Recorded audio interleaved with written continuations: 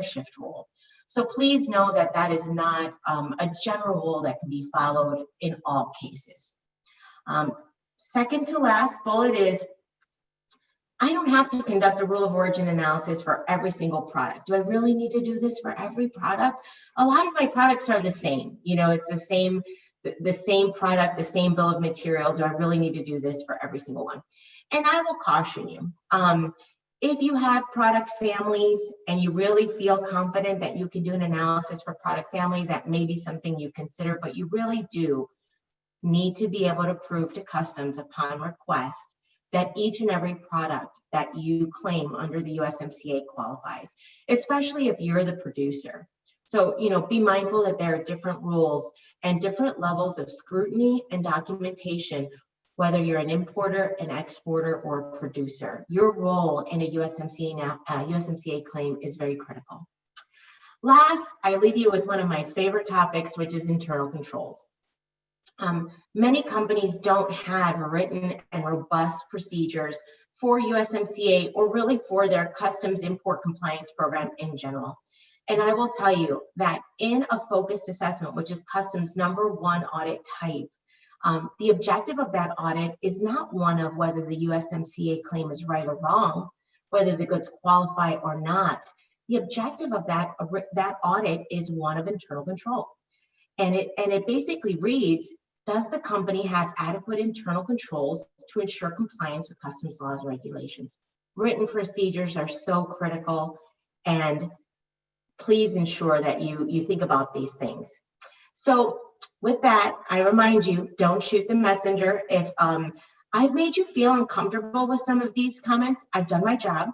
And then I really ask you to make sure that you think about these things, ensure your level of compliance before the one asking is someone with a badge that I no longer have.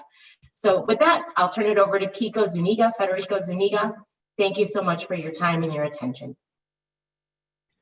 Thank you, Cindy. And some of the points that you came up with are actually very good. You know, one of the things I want to start out with is when you go out and hire a service provider, a customs broker to do your work, people need to understand what a customs broker's role is. We are agents for or an extension of your company. At the end of the day, the declarations that we make are only as good and as valid as the information we receive from our clients. And USMCA really brings up a good topic here because the client cannot make assumptions. You know, the first one, USMCA is like NAFTA, things are going to be the same. You cannot assume that. There is changes in the rules. There's things that need to be addressed, and you need to be as open and as transparent with your broker, customs broker, as you can, so that they can determine and make sure that the declarations that are being made on your behalf are accurate and correct. So, I mean, that's the first thing I'd like to say.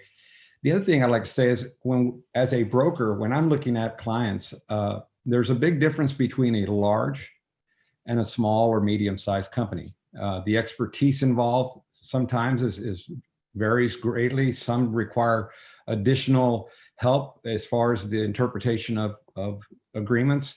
And that's what we're here for. But at the same time, brokers have different levels of knowledge. And so as a broker, we need to understand where our knowledge base is capped and where it isn't. Some firms have extremely great, fantastic compliance divisions. Others may not have as strong, but we do rely, even the smallest brokers do rely on people like Cindy DeLeon. There's a lot of consulting firms that can come in and help us out with some of these issues. So we just need to understand our limitations. So when it comes to the USMCA implementation, you know, as a broker, this goes to CBP as well, one of our challenges is that we are having to implement regulations that are passed by a government agency, by the government, Congress. And a lot of times we don't have a lot of time to get everything in line. Congress puts it out and has a very short window for implementation. They implement it and they expect everything to run smoothly.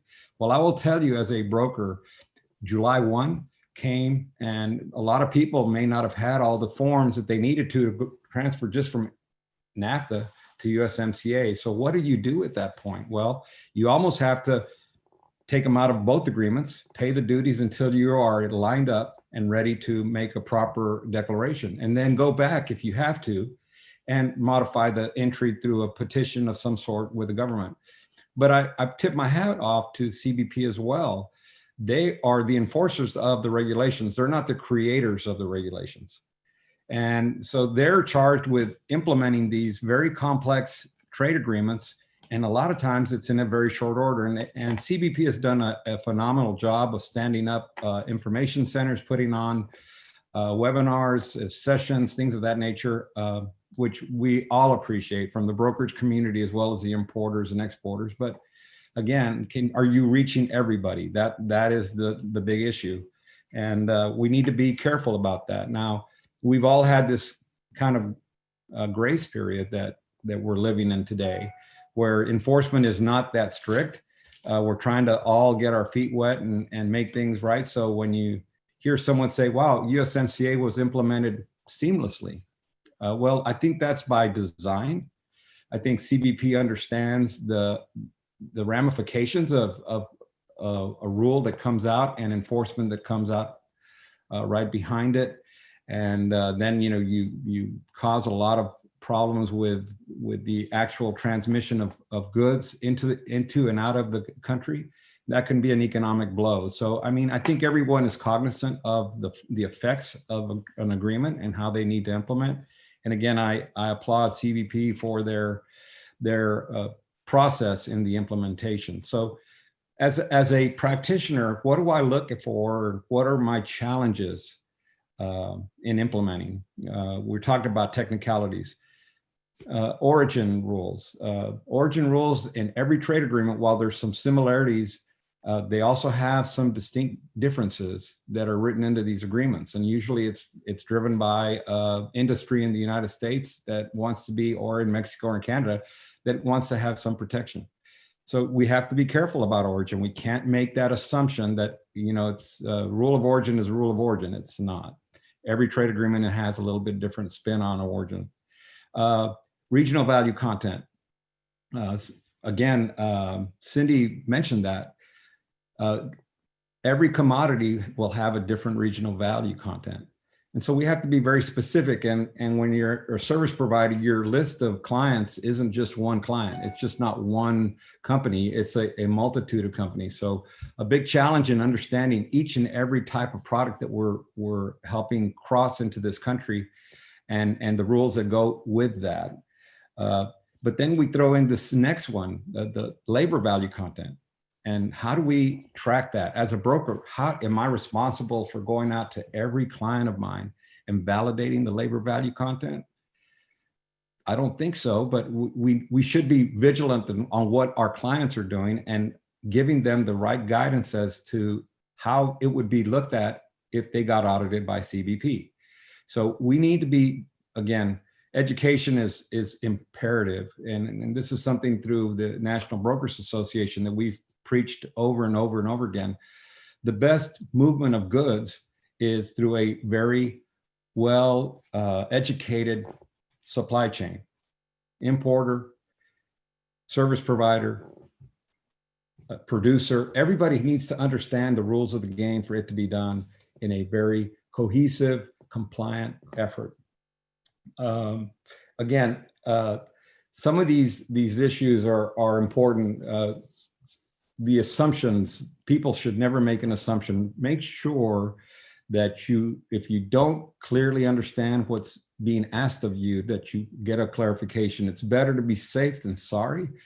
I encourage my clients that if they're not sure of what they have right now, it's better to not file a USMCA entry and retroactively request a refund than to file something as free and then get caught with a false declaration. So again, my biggest message is that the transparency between the players in the international movement of goods has to be very clear, very transparent, and understand that a broker is an agent and is representing you as a company. So at the end of the day, if the information is not accurate, this can cause a problem for you And of course, the broker involved as well, if he is not diligent in trying to make sure that the information is good.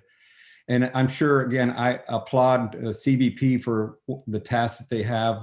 They are brought into this a lot of times at the last minute, and they're asked to make sense out of these trade agreements and implement them as great as possible. And we are an extension of CBP as far as the brokerage community. We're there to help as best we can through education, through just the diligence of an importation. So I'm going to pass it on now to Quina, who is from CBP, and let her give us some insight and some thoughts on how they get through all of this. Great. Thank you very much, Kiko. And Cindy and Kiko, thank you for your presentations and really showing us what's going on the boots on the ground perspective from the trade community here. And a lot of good points highlighted regarding the rules of origin, the complexities, and really with each trade agreement, there's a lot of similarities, but as Kiko has indicated here, they're different countries. So of course, the rules of origin will have different rules in there based on what is negotiated by the Office of the U.S. Trade Representative. And of course, CBP is a key partner in helping support the negotiations as well with inputs on that. So taking a step back here, CBP. So many of you, when you think of CBP here, you might think about the CBP officer that is greeting you when you come fresh off of an international flight, or if you're fortunate enough to have met one of our Beagle Brigade colleagues here, or maybe not, if you have an apple in your bag that you've forgotten from your flight about 22 hours ago. But really, there's a lot of things that we're responsible for. CBP has 328 ports of entry, and we're responsible for enforcing over 500 trade laws on behalf of 47 partner government agencies. And of course, our free trade agreements too. I think the count is 16 trade agreements with 21 separate countries here. So we've got, and we also work with over 427,000 importers of record and over 14,000 active customs brokers who are really key partners to CBP's success in the trade world here. So as Kiko indicated, CBP is the US government lead for implementing the USMCA's rules of origin and other requirements for imports seeking preferential treatment.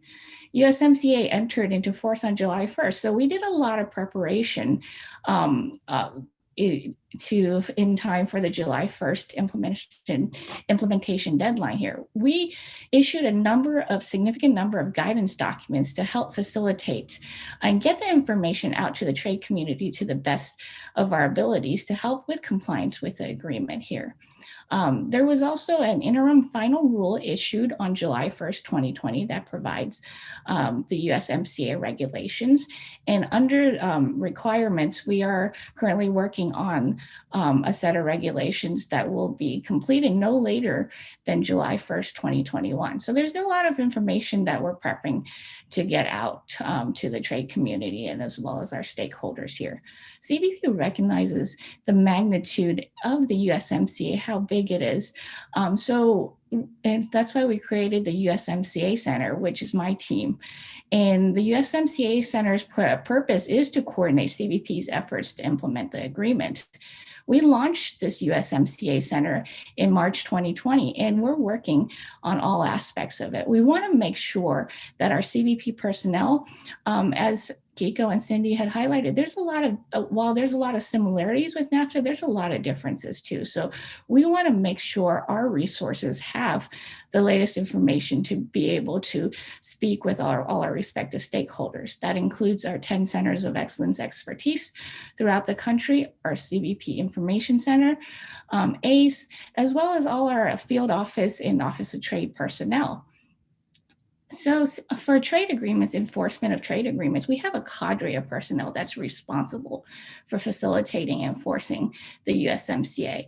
The personnel include, but are not limited to, the CBP officers, our import specialists, we've got entry specialists, international trade specialists, targeters, auditors, and I apologize to my colleagues who I haven't named their job series in here too as well.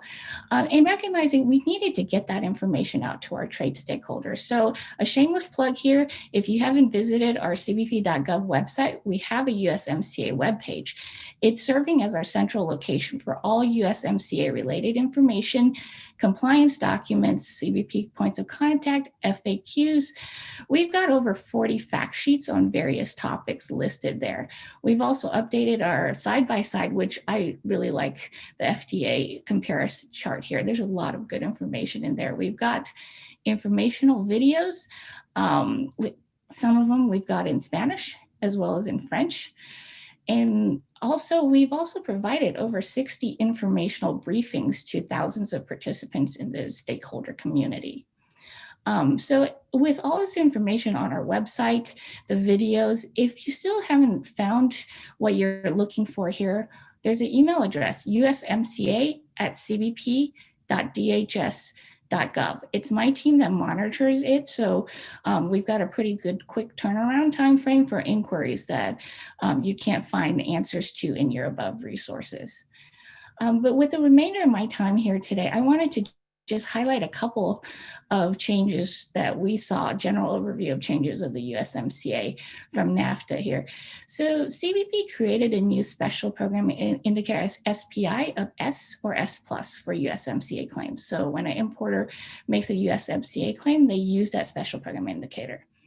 As Kiko had highlighted here and Cindy as well, so NAFTA had a very rigid certificate of origin requirement here. It was very prescriptive. There were very specific rules that needed to be followed on there. So for USMCA, the origin certification has to be completed by the importer, exporter, producer. There's 9 data elements. It's upon request, but there's no specific form that it has to follow here. I know a lot of the trade community has been uncomfortable with that after 25 years of NAFTA here. So on our webpage, we have a suggested template if you want to be able to utilize that. On that. Another big thing that we saw with USMCA is there's no MPF exemption on post-importation claims and reconciliation filings, and MPF is only exempt at time of entry. We have flagged that, and Congress is very aware of this issue, so and they are looking into it, and we are carefully monitoring to see if Congress takes any action on this, as well as the Office of the U.S. Trade Representative. Is aware of that here. So from the shift from NAFTA to the new USMCA, there's a lot of provisions that modernize those existing within NAFTA. Highlighted, one of the more complicated sections is related to the automotive goods here. The USMCA's rules of origin are new, they're novel. They've never been attempted before in a trade agreement. So CBP is breaking ground in implementation, and we're working hard to make sure that our personnel are aware of all the different nuances and requirements on there. So this series had a really good session earlier, and if you haven't checked it out, please do so, from the auto industry. So it'll spare me from going into too much detail, but briefly, I just wanted to highlight here. There's an increased regional value content or RVC requirements going from 62.5 to 75%. Also highlighted, there's a labor value content or LVC requirement where importers have to certify that a certain percentage of an automobile's content by value is sourced from manufacturing facilities in the United States, Mexico, and Canada, and that pay at least $16 an hour. There's also new steel and aluminum requirements that require importers to certify that at least 70% of the vehicle's producers' overall annual purchases of steel and aluminum by value are sourced from North America. So CBP is working very closely with our US government partners. We also, Canada, Mexico, and the trade community. So we want to make sure there's a comprehensive, smooth implementation with USMCA. So we do meet with our partners quite a bit to make sure and talk through a lot of the concerns that are brought up from the trade community in the implementation of the provisions here. But also in USMCA, there's a lot of provisions with trade facilitation and customs enforcement on that. There's ambitious provisions to provide traders with transparency, consistency, and predictability in customs processes. So it's through additional advanced rulings, publication of regulations, requirements, and fees. There's requirements on expediting release of legitimate goods through the express shipment supply chain. There's also commitments on a single window in trying to harmonize customs data fields, incorporating the WCO data model. And there's also maintaining trusted trader programs.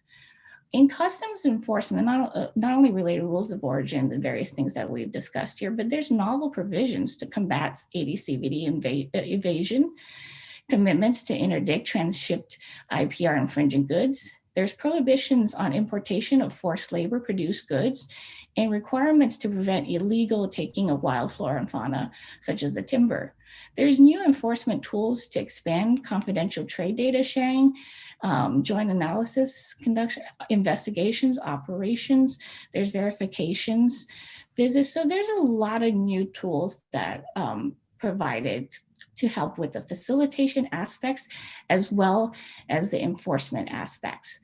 So, that's pretty much hopefully a high level of the various things that to show what CBP has done, providing folks here with informational resources that you may not be aware of to help study up a little bit on the USMCA provisions, and also our USMCA at cbp.dhs.gov mailbox. So for my staff to help answer any questions on that.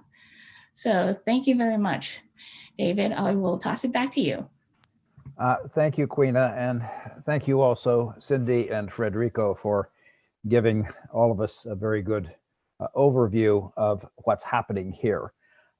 We have quite a bit of time left, so I'm going to start with a couple of questions from the audience. The first one, and I reserve the right to modify these a little and to broaden them if necessary. We've gotten a very good feeling here for how it's working on the US side of the border, both with the brokers and the consultants, and most importantly with the Customs Service. Do any of you have anything you could share with our viewers in terms of how things are working under USMCA when an American company is exporting its goods into Mexico? Quina, let's start with you. If you have any sense, I know you're in contact with your Mexican counterparts all of the time. So if you want to start, and then I'll pass on to Cindy and Federico.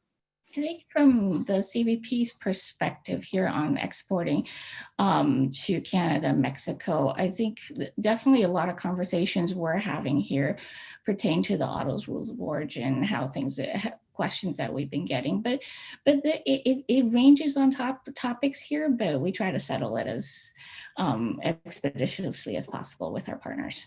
So good. Cindy, would you like to add anything? Sure. And I think some of what we're seeing is that these certifications really need to be consistent with the new requirements. And in Mexico, there are Mexican auditors, if those of you who are attending this webinar don't realize. And there have been multiple occasions where Mexican auditors come into the United States to conduct audits, previously under the NAFTA and soon under the USMCA, here in the United States on US exporters and US producers to verify that the goods in fact qualify. So I think that'll be interesting for the US audience here to realize that if you're going to be signing certifications, please know that that opens your company up to being audited by government authorities in other countries. So I think that's really important. And Kiko, I don't know if you have any other thoughts with respect to Mexican. Yeah. Just one other note. I think that if there is any doubt of qualifying under USMCA, a Mexican broker will not file a USMCA document. But one of the things that's different in Mexico than it is in the United States is the broker is actually the responsible party of the declaration before the importer of record. So this broker is going to take every precaution possible before he files a USMCA claim. So I think that there's a whole lot more care given to the validation of information before the declaration is made, simply because of the liability that the Mexican customs worker would carry along with that entry. Okay, thank you. That's very helpful. Okay, let me try again. I'm going to have to, once again, I'm going to play around a bit with a question. Obviously, you don't get USMCA treatment unless the goods meet North American rules of origin. But there are a lot of European companies that export directly, say, to the US, in which case, presumably, there are totally different origin requirements. But there are also quite a few that export to their factories in Mexico, and then the final product is sent in. So if you have a customer who asks for USMCA forms, and it's really a European company, do you just say, no, you don't have to do that? Or obviously, if they're supplying parts and components to a factory in Mexico, how do you help them move through these new requirements if, say, the headquarters of the company is somewhere in Germany or France or the UK? Why don't we start with Cindy? Sure. And you know, it never ceases to amaze me what you see in a document, what you see in documents. I can't tell you how many NAFTA audits I've done where I look at a NAFTA certificate and in the country of origin column, it says JP for Japan or CN for China. And people get a piece of paper, but no one reviews the piece of paper to see that it is a valid certification. What happens with a lot of companies is they're really just trying to populate their data, and they want to know the origin of all the things they're buying.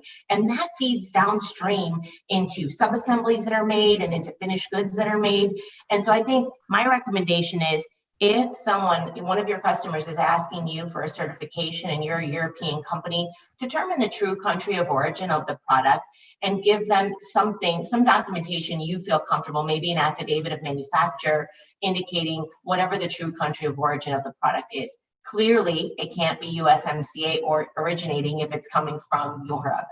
There is a direct shipment requirement. So even if goods are RVC, I don't care what it is, if it leaves the North American territory, it loses its status. So please know that. Thank you. Frederico, would you like to add anything? I mean, I would simply, upon receiving a request like that, I would actually point them to all of the information that CBP has on their web and the sites that Queen had talked about earlier. I mean, there is no way getting around the trade agreement itself.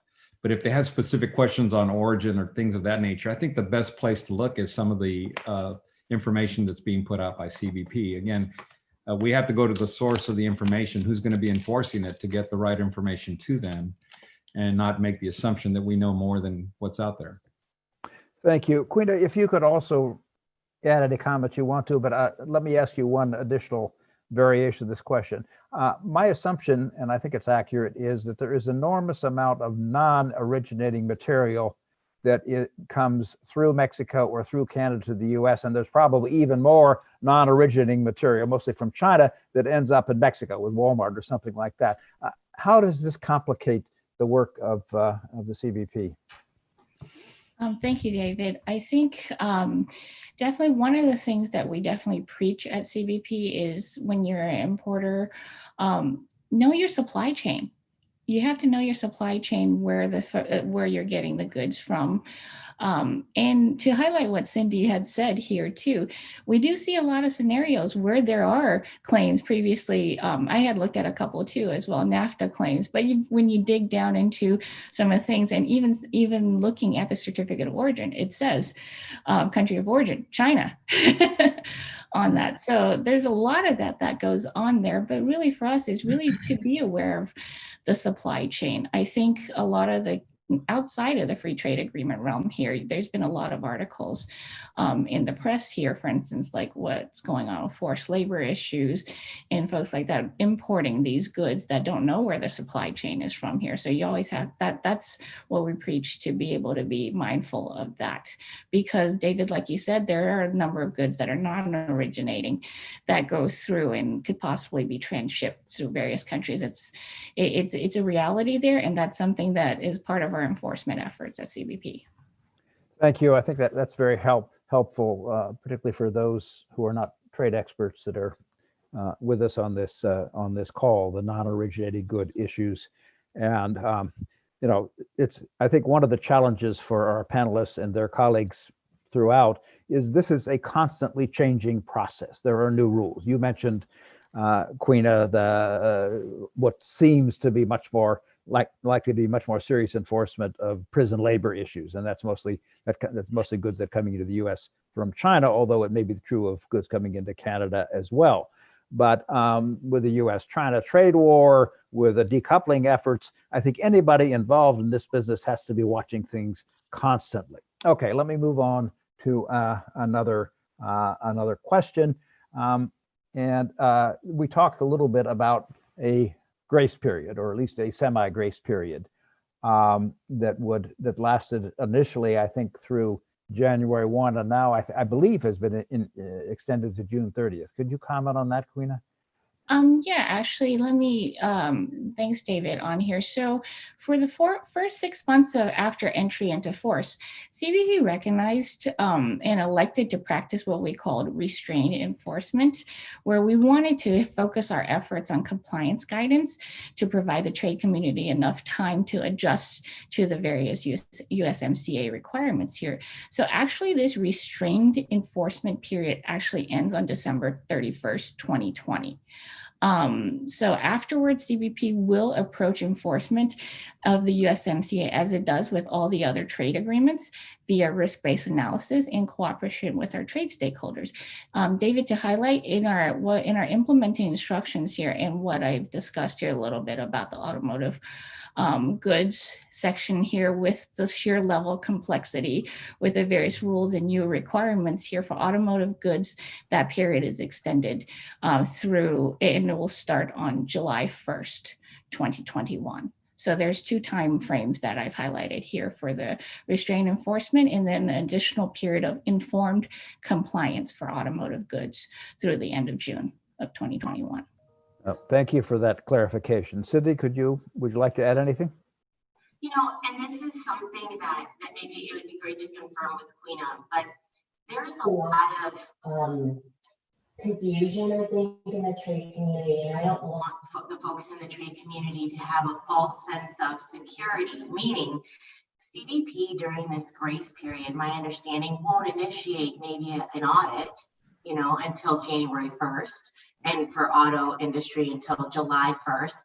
But it doesn't mean that USMCA claims from July 1st, 2020, when the agreement started and took effect, through the end of this year, can't be audited by customs. If CBP were to initiate an audit, regulatory audit typically covers the most current completed fiscal year. So I just want to make sure that we're on the same page, Quina, on that. Maybe CBP doesn't initiate an audit until next year sometime, but the audit could cover 2020 USMCA claims. So throughout this time period here, CBP has always stressed that we need to practice reasonable care. So we are restrained enforcement to provide that information here, but there is that reasonable care that CBP still expects during that time period that we practice restrained enforcement. Thank you. Federico, can you shed any further light on all of this? Yeah, I agree with what Cindy's saying. I mean, you got to be compliant to file an entry. I don't care if CBP is doing informed compliance or not. If you're doing a wrong entry, eventually it's going to catch up to you. So make sure it's done right.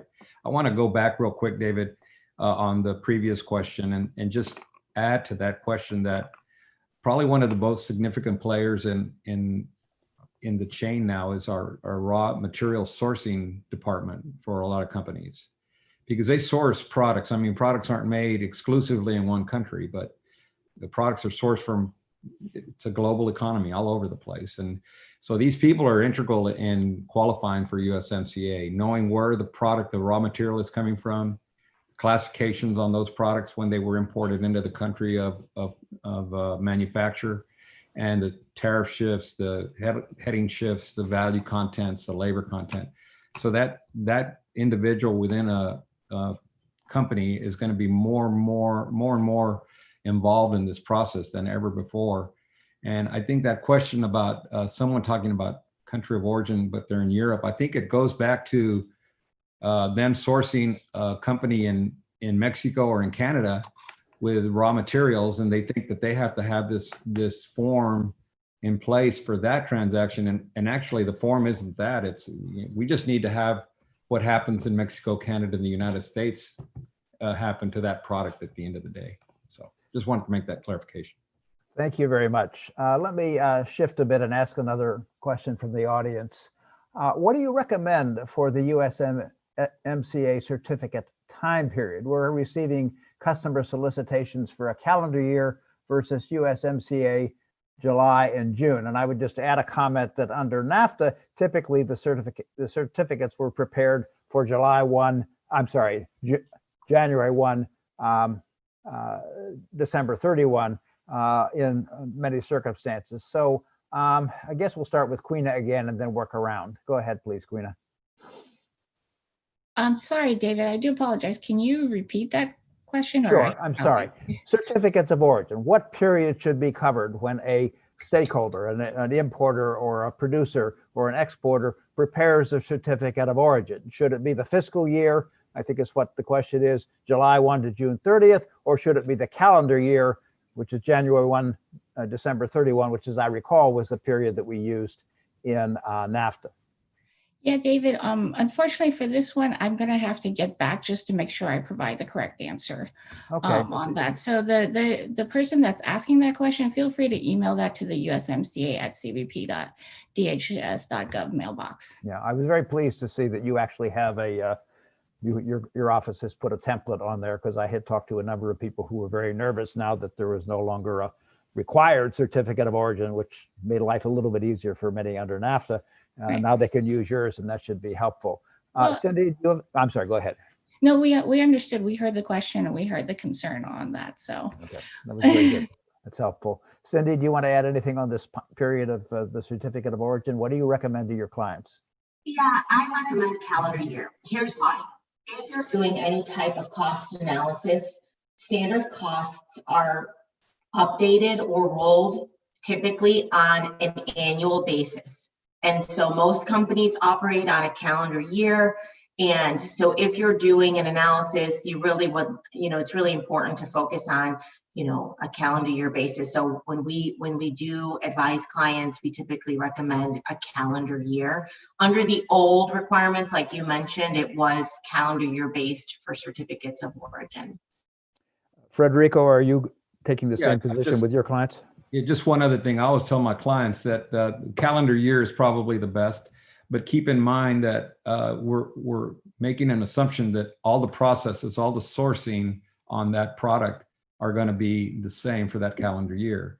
So just keep in mind that during that calendar year, if there's a significant change in sourcing or in production, the way it's produced, a new certificate is going to have to be issued. It can't just be one for the blanket year and you can do whatever you want throughout that year. It doesn't work that way. So just be careful what you're covering with that certificate and make sure it still qualifies if you make any significant changes in the process of either sourcing or production.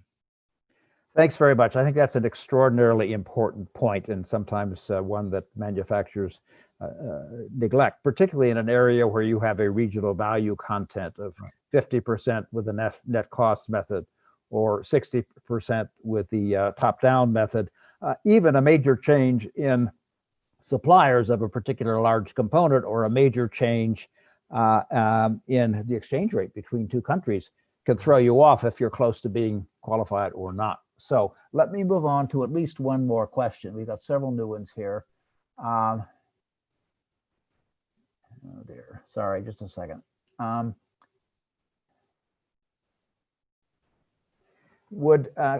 have a request for Queena to once again clarify the difference between informed compliance, the deadline, and the period where there's been an extension for the auto industry. Could you do that for me, please? Yeah, absolutely. So what I'd recommend is if there's a section in our implementation instructions on auto verifications that says that we've extended the period of informed compliance in restrained enforcement for automotive goods through to July 1st, 2021, just because of the sheer level of complexity of all the various requirements in that area here. So for automotive goods, it's through that period. For everything else, the restrained enforcement period ends on December 31st, 2020. Thanks very much. Okay, let me move to yet another very relevant question. Essentially, some clarification that a calendar year is preferred. But again, if Federico maybe could go back to this, because we were talking about it a few minutes ago, this requirement that because the good qualifies January 1 or in February or March, if your sourcing changes, your supply chain changes, it may no longer qualify June 1st. Is that correct, Federico?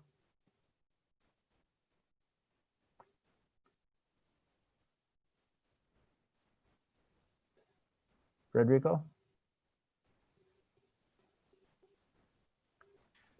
You may have lost him, David. Maybe. Okay. Why don't you start, Cindy, and he'll probably be back on. Cindy, can you help me with that question, just to emphasize the issue that the certificate of origin must be good at any particular time. You just can't put it out on January 1 and forget about it till next January.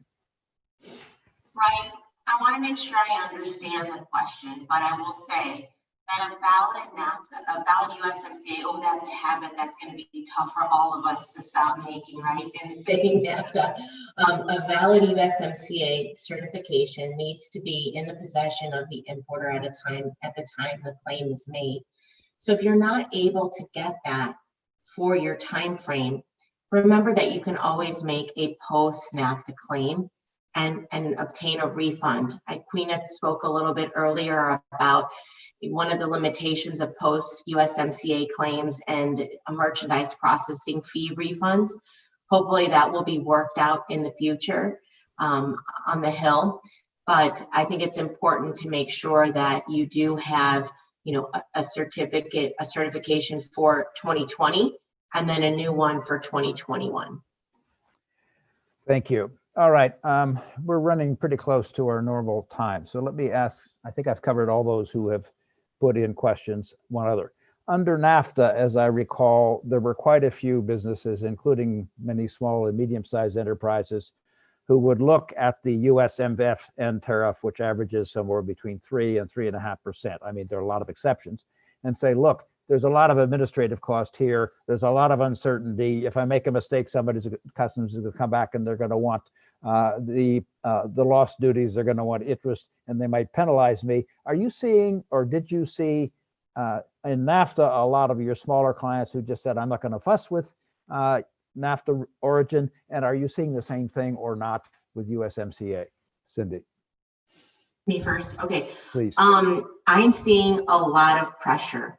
So the companies who are out there who say, you know what, this is too much work, the administrative burden is just too great, have to think beyond their imports into the US. I'm seeing a lot of companies who manufacture in the US who are being pressured to do the work and to verify eligibility to provide certifications for goods going into Mexico or Canada, because it impacts those claims and those products being manufactured in those countries. So I think it's critical for people to think holistically and not just their particular import program, but their export program and how their products feed into other products being made under USMCA downstream.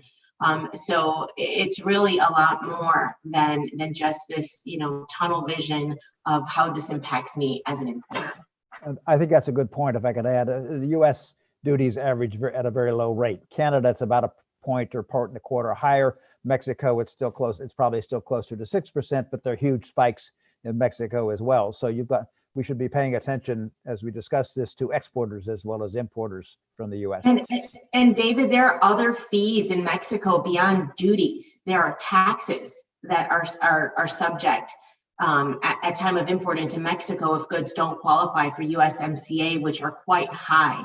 So be mindful of other fees in Mexico beyond just duties. Okay, thank you. Quina, do you want to add anything to this discussion? I know these are issues you must see all the time. I'm not sure I have too much more to add to what Cindy said, since she's got a pretty good perspective in hearing from her clients and the community as to what their experiences are. Okay, do any of the two of you, I'm sorry, we seem to have lost Federico. Any questions you'd like to ask to the other that you might think might be illuminating to our audience, or points that you'd like to reinforce in the last minute or so we have here? Don't have to. If you don't, we'll close it. But Well, I just want to give you that opportunity, particularly Quina.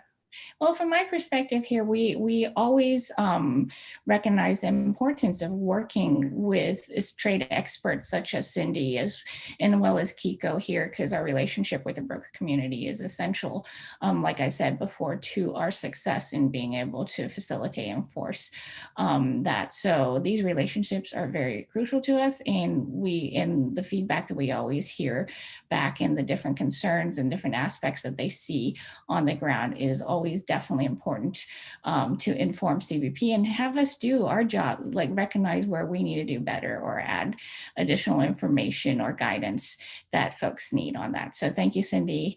And thank you, Kiko, who seems to have dropped off here, but we really appreciate the continued partnerships and David, the opportunity to speak here today.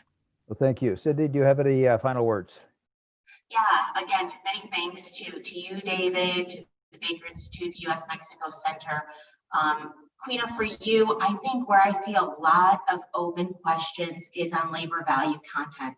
And the more CBP can do to help the trade community in all three countries understand what's going to pass muster during an audit. I think a joint trade webinar between CBP and Department of Labor would be very well received, and additional guidance on how CBP is going to audit LVC requirements versus how Department of Labor is going to audit LVC requirements would be very well received with the trade community. So I leave you with that. I know you guys are doing a great job at CBP to inform the trade community. I think that's an area where some more guidance and technical specificity would be welcome.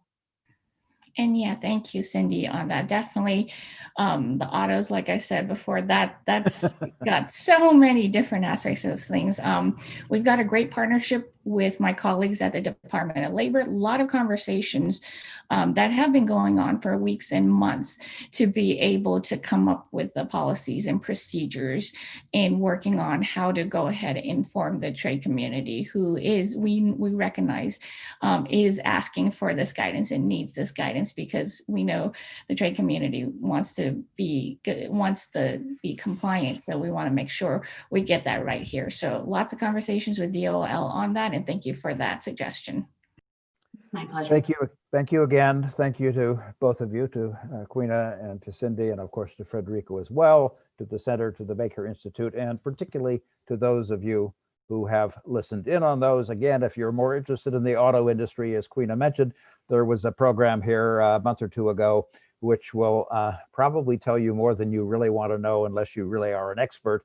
And certainly the $16 an hour labor requirement is discussed pretty well there. So once again, thanks to all of you, and I hope you have a good rest of your day. Bye-bye. Thank you.